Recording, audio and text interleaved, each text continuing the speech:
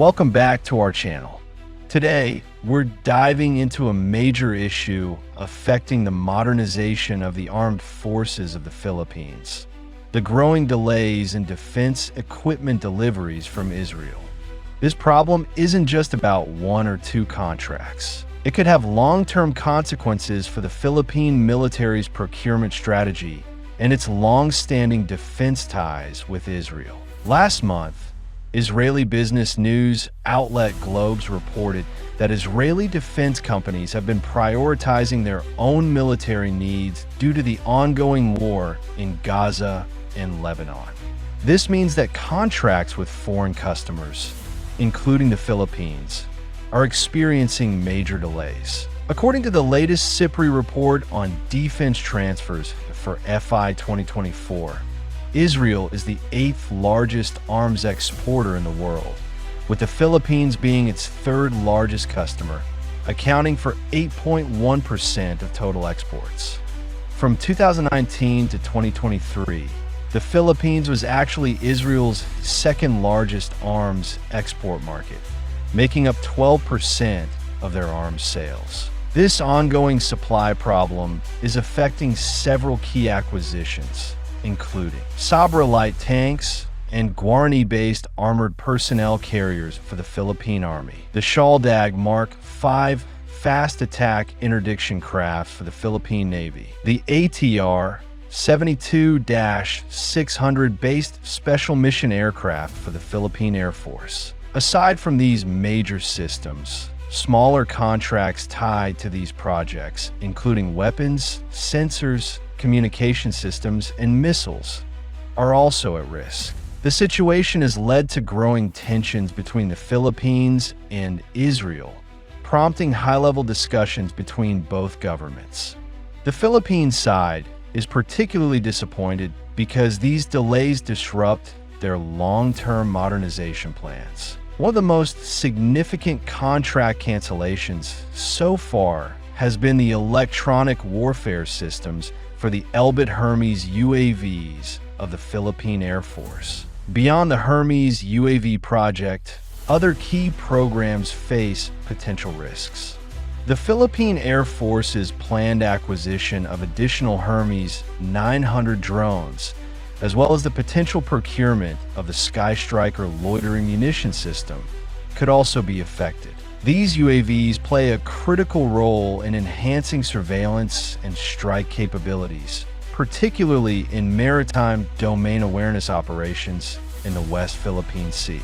Likewise, the Philippine Navy's missile systems, such as the Spike-ER and Spike-LOS, which are integral to the attack capabilities of its fast attack interdiction craft, may experience delays in delivery. These weapons are essential for coastal defense and rapid response engagements, meaning any disruption could impact the Navy's overall readiness. Adding to the concern is the Philippine Army's plan to integrate the Iron Fist active protection system into its fleet of Sabra light tanks.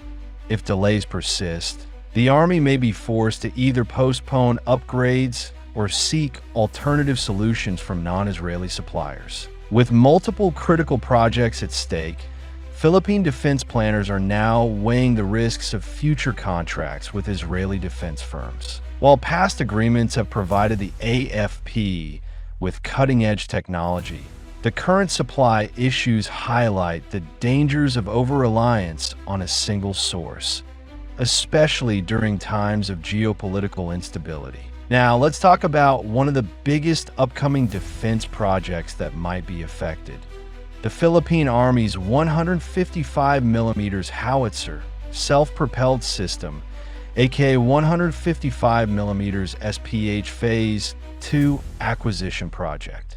This project seeks to acquire a 2nd battalion of 12-wheeled self-propelled howitzers. The Philippine Army already operates Elbit's Atmos 155mm SPH, which was delivered under a 2.386 billion pesos contract signed in 2020.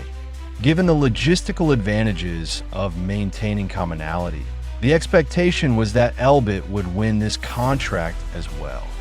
However, Due to ongoing supply concerns, the Army is now looking at alternatives. Among those being considered are, first, the Yavuz 155mm SPH, Turkey MKE, a self-propelled variant of the T-155 Panther towed howitzer, mounted on a 6x6 truck, developed by MKE, but not currently in use by the Turkish military, which may affect its eligibility under Philippine procurement laws. Second, the Caesar Mark II 6x6, France, Germany, KNDS, the latest version of the Caesar, already in use by multiple countries. Mounted on a new Arquus 6x6 truck or optionally on an 8x8 platform from Tatra, similar to the Philippine Air Force's SPADS air defense system. Third, the DITA 155mm SPH,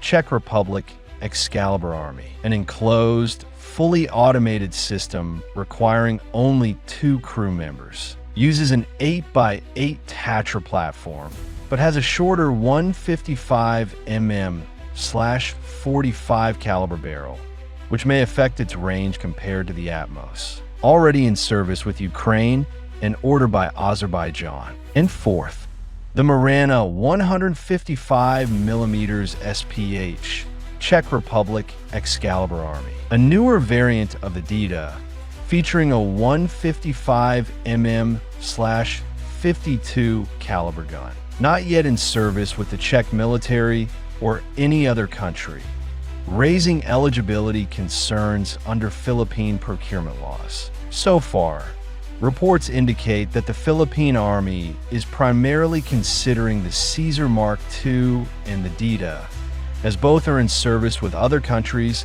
and are eligible under procurement laws. However, it is still possible that Elbit Systems could address these supply chain issues and ensure that Atmos remains the Philippine Army's standard 155mm self-propelled howitzer.